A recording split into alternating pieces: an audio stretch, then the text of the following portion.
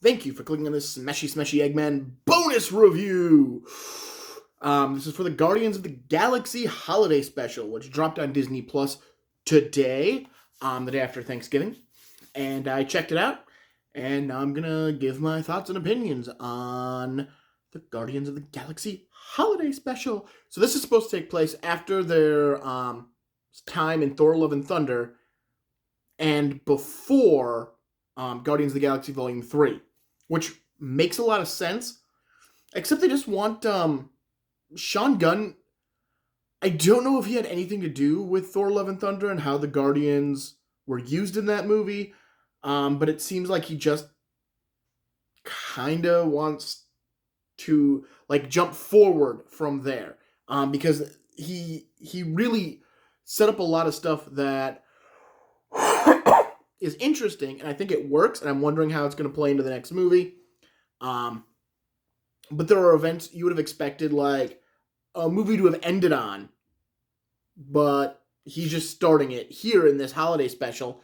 So it might even be more confusing if people go into Guardians of the Galaxy Volume 3 without ever watching the holiday special, because there will be things that just are said. Because they're even in this holiday special thing, apparently the Guardians have bought Nowhere. So the place where, from the first movie where they met the Collector, they now own that floaty head, which I think in the comics they actually do. It's their base of operations. But yeah, they now own Nowhere and are, they're just trying to rebuild it. Of course, in Thor: Love and Thunder, it ended with them flying off to go rescue more people in distress, and leaving Thor behind. But yeah, so that they own Nowhere. Basically, Kraglin starts by telling a story of how Peter tried to have Christmas in with the Ravengers. Michael Rooker comes back as Yondu, or at least he provides Yondu a voice because it's animated. So you get Yondu talking, and it is Michael Rooker coming back to do Yondu. Really cool moment. You find out Yondu forbids Christmas, and Nebula and Kraglin go about their business as Drax and Mantis decide to bring Christmas back for Peter by getting him a present and bringing Christmas to Nowhere. There's also an opening musical number by a band in Nowhere. Also, you actually get to meet Cosmo. Cosmo is seen, I think, in both Guardians of the Galaxy Volumes 1 and 2. Definitely in Volume 1. I know Cosmo is in the Collector's Collection in Volume 1.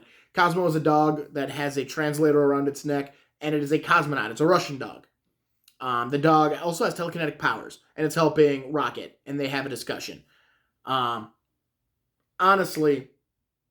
Cosmo might be the funniest part of this movie, or this special. Cosmo might be the most entertaining moments. Not that it's bad. It's not a bad special. It's just meh. So anyways, Mantis and Drax decide to go to Earth to get Kevin Bacon. This special primarily focuses on Mantis and Drax. The reason Mantis really wants to make Peter Quill's Christmas great is because, spoiler alert, again, if you don't want spoilers, please stop the video right now. Alright, if you're still watching, spoiler alert, Mantis is Peter Quill's half-sister, as she is also the daughter of Ego.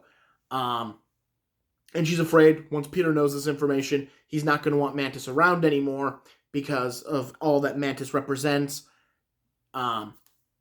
So she's trying to make him really happy, so he won't be angry at her.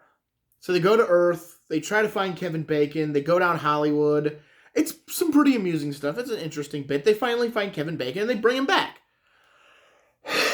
And, he brings Christmas to Nowhere. Is the thing. Groot in this movie, I think this is the first time Groot isn't CG. I think this is actually a man in a suit, just because Groot is really buff. He's very boxy, so I'm pretty sure. Also, there's a scene where he gets a Game Boy, and I'm certain it's a man in a suit. So I don't know if Guardians of the Galaxy Volume 3 is going to move forward with that idea, because clearly Kid Groot from Endgame and Infinity War, and slightly older Groot from Thor: Love and Thunder still had that kind of skeletal, skinny tree look to it, while this Groot looked like way more dude in a suit. Um, it looked like a dude in a suit. And maybe it just was, budgetary reasons. They couldn't budget to have both Rocket and Groot be CG, so they grabbed a Groot costume and put it on a dude, and still had Rocket as CG, which is also why Rocket's not in the movie that much. Because again, if you have a low budget, CGing Rocket is probably very expensive. So Rocket only makes fleeting appearances throughout the special. Overall, again, it's not a bad special. Honestly, I think I liked Werewolf by Night better. I think that was just a more interesting special, a better done special. I think this one, because it's in an established part of the Marvel Universe, the Guardians of the Galaxy portion of it, I think it's harder to take it seriously.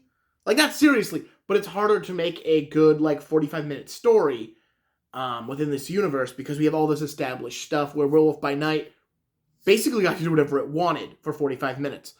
This one had to fit the Guardians of the Galaxy mold. And again, I don't think